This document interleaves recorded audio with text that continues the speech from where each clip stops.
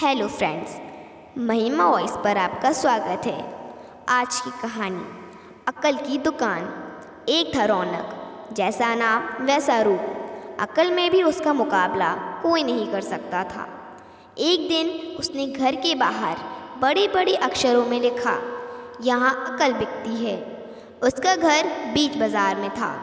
हर आने जाने वाला वहाँ से ज़रूर गुज़रता था। हर कोई बोर्ड देखता, हंसता और आगे बढ़ जाता। रौनक को विश्वास था कि उसकी दुकान एक दिन ज़रूर चलेगी। एक दिन एक अमीर महाजन का बेटा वहाँ से गुज़रा। दुकान देखकर उससे रहा नहीं गया। उसने अंदर जाकर रौनक से पूछा, यहाँ कैसी अक्ल मिलती है और उसकी कीमत क्या है। उसने कहा, यह इस बात पर निर्भर करता है कि तुम इस पर कितना पैसा खर्च कर सकते हो। गप्पू ने जेब से 1 रुपया निकालकर पूछा, इस रुपये के बदले कौन सी अक्ल मिलेगी और कितनी? भाई, 1 रुपये की अक्ल से तुम 1 लाख रुपये बचा सकते हो। गप्पू ने 1 रुपये दे दिए। बदले में रौनक ने एक कागज़ पर लिख कर दिया, जहाँ 2 आदमी लड़ झगड़ रहे हो वहाँ खड़े रहना बेवकूफ़ी है। गप्पू घर पहुँचा और उसने अपने पिता को कागज़ दिखाया। कंजूस पिता ने कागज़ पढ़ा तो वह गुस्से से आग बबूला हो गया। गप्पू को कोसते हुए वह पहुंचा अक्ल की दुकान। कागज़ की पर्ची रौनक के सामने फेंकते हुए चिल्लाया, वह रुपया लौटा दो जो मेरे बेटे ने तुम्हें दिया था। रौनक ने कहा, ठीक है, लौटा देता हूँ, लेकिन शर्त यह है कि तुम्हारा बेटा मेरी सलाह पर कभी अमल नहीं करेगा। कंजूस महाजन के वादे करने पर रौनक ने रुपया वापस कर दिया। उस नगर के राजा की 2 रानियां थीं। एक दिन राजा अपनी रानियों के साथ जौहरी बाजार से गुजरा। दोनों रानियों को हीरो का एक हार पसंद आ गया। दोनों ने सोचा, महल पहुंचकर अपनी दासी को बेचकर हार मंगवा लेंगी। संयोग से दोनों दासियां एक ही समय पर हार लेने पहुंची। बड़ी रानी की दासी बोली, मैं बड़ी रानी की सेवा करती हूँ, इसलिए हार मैं लेकर जाऊँगी। दूसरी बोली, पर राजा तो छोटी रानी को ज़्यादा पसंद करते हैं, इसलिए हार पर मेरा हक है। गप्पू उसी दुकान के पास खड़ा था। उसने दासियों को लड़ते हुए देखा। दोनों दासियों ने कहा, वह अपनी रानियों से शिकायत करेंगी। जब बिना फैसले के वे दोनों जा रही थीं, तब उन्होंने गप्पू को देखा। वह बोली, यहाँ जो कुछ हुआ तुम उसके गवाह रहना।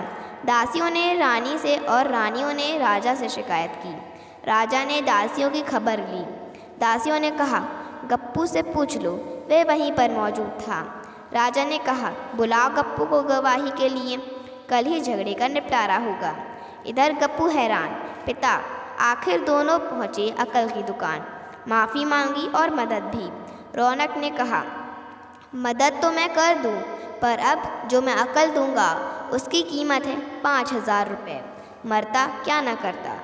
कंजूस पिता के कुड़ते हुए दिए 5000। रौनक ने अक्ल दी कि गवाही के समय गप्पू पागलपन का नाटक करे और दासियों के विरुद्ध कुछ न कहे। अगले दिन गप्पू पहुंचा दरबार में, करने लगा पागलों जैसी हरकतें। राजा ने उसे वापस भेज दिया और कहा, पागल की गवाही पर भरोसा नहीं कर सकते। गवाही के अभाव में राजा ने आदेश दिया, दोनों रानी अपनी दासियों को सजा दें, क्योंकि यह पता लगाना बहुत ही मुश्किल है कि झगड़ा किसने शुरू किया।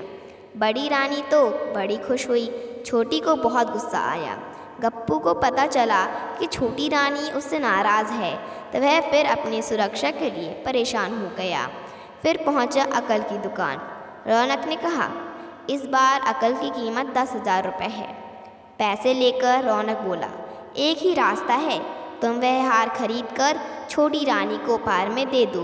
गप्पू सकता में आ गया। बोला, अरे ऐसा कैसे हो सकता है, उसकी कीमत तो 1 लाख रुपए है।